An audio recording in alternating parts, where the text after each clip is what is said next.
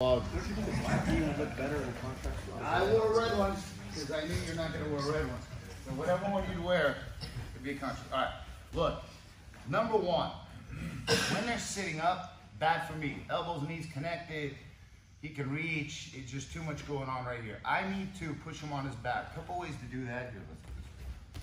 Couple ways to do that here. Okay, I want to create a little bit of space here. I could push him on the head and then go to the knees. Sometimes the head bobbles and they stay up. You drop level, you push them, and then you split the log right there. So you go from the hands to the knees.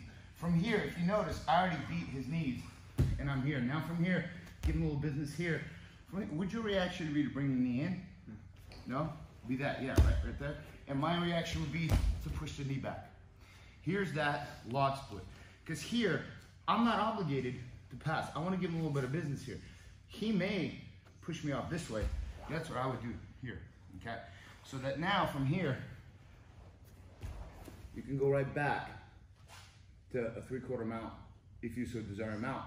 But you gotta be careful because this hand right here is giving up an underhook, okay? I need to be able to get underhooks potentially here. If he pinches his knees to keep me in a 3/4 mount right here, I'm gonna roll him this way here. Put my head on the mat, lift, and cut through here and kick that leg back with that underhook. Just as an example of how great the log splitter is, okay? What I need to do is I need to push him back. So if I drop my level and drive his hands forward, for him to prevent hitting his face, he'll keep his arms rigid. So if his knees go back, which is what he should, I'm gonna go right here. 1, 2, and now I'm splitting the log right here, okay? First thing I want you guys to do is your right hand has to be at his collar, not here. It doesn't do me anything good here.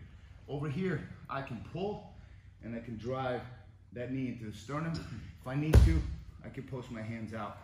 I can navigate him left, right. Okay, this is my steering wheel on the right. First thing I'm gonna do is I'm gonna start lifting, push the hip and drop it, just so that his knee can't come back in. Yeah, sorry about that, okay. See, splitting the logs right there, okay? So from here, if I cut, I gotta be careful with that underhook. So what's nice here is that it's logical for him to push me off, not into the mount. Okay, so here, look. Now you have this also here, as what we did yesterday, be able to wrap the legs and so forth. Okay, so you can anticipate it. So you know their hands are gonna push you, okay? The other way to get him on his back, maybe touch his head, his hands come up. And look, see how he elevated me here? Very important. He can elevate me. Go ahead. Okay?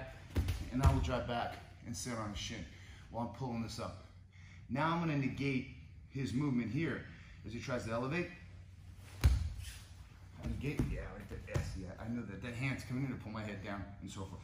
From here, you begin to do the floating folding pass. But the most important is you're splitting the log.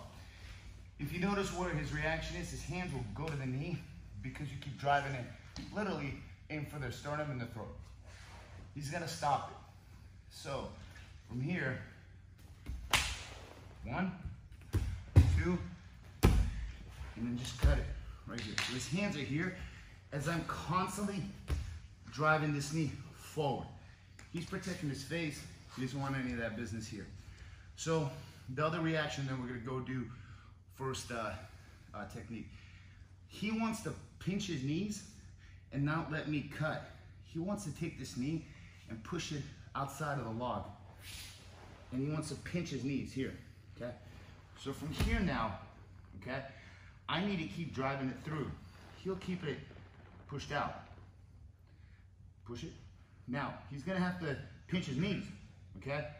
And pinch him to where his knees come together so that he can get his hands out, okay? So right here.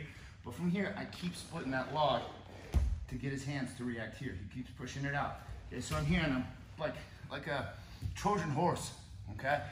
But here I'm having my hand at the collar. I'm pushing, drag my knee in, grab his shin right here, and now you have somewhat of a Toriando pass.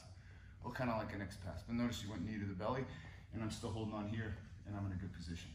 So these are the reactions. But first, let's go back on. I need you guys to get them on their back. Two options here. If you push the head down more, you go to the knees, okay? You go here, and I want you guys to go from hands, because all you need is him just to tilt his shoulder line behind his hip line. Second that goes there, you go to the knees, and your knee starts splitting the log. So as you here, one, yes, that's fine. Get the hand grip right here. I want this foot here. I don't want this foot here. It doesn't do me any good. It does me more than being on my knee, but I need to be here because I am creating, oops, this balance is here, not this balance, I'm essentially rocking him to the side, which reaction he's gonna give me. From here now, my right hand on his collar, moving here, I'm gonna take his knee, lift my hip, push it, and then drop my hip here. From here, I'm gonna drop the knee to the side right here, and I wanna keep him flat. From here, I wanna focus on getting an underhook here. If I'm intent about getting to the mount, I keep driving the right knee forward. He should keep it clamped right here. My head goes on the mat. I pop up on my toes with my hand fully extended here, and I drive this knee across here, and I push it back, and then back to control the hip. One more time here. What you're gonna do is you need to push him back. So here, your hands go from his elbows to his knees. So if you're here, this is not a good angle. It's not a good angle, so you have to drop a level here. One, step, drive, here. Okay. Take this hand, push it here, and I'm just gonna start driving this way, here. I'm using my chest, flatten out here, okay? I need to get this hand, there's an underhook here, move it out here, here, maybe here. And keep walking it out, keeping it flat. If you notice, his right hand is also trapped. Okay, so I keep my chest, stomach low, not to give him back that hand. From here, post it, keep driving my knee forward to force him to fold to his left, my right, as I post my head here, okay?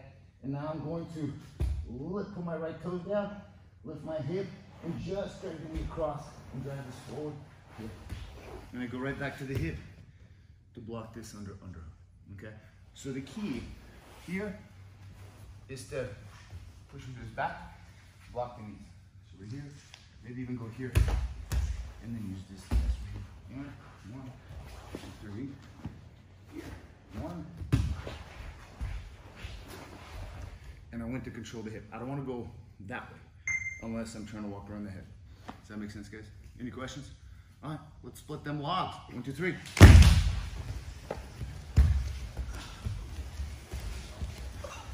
If you don't want to split the log, meaning if you don't want to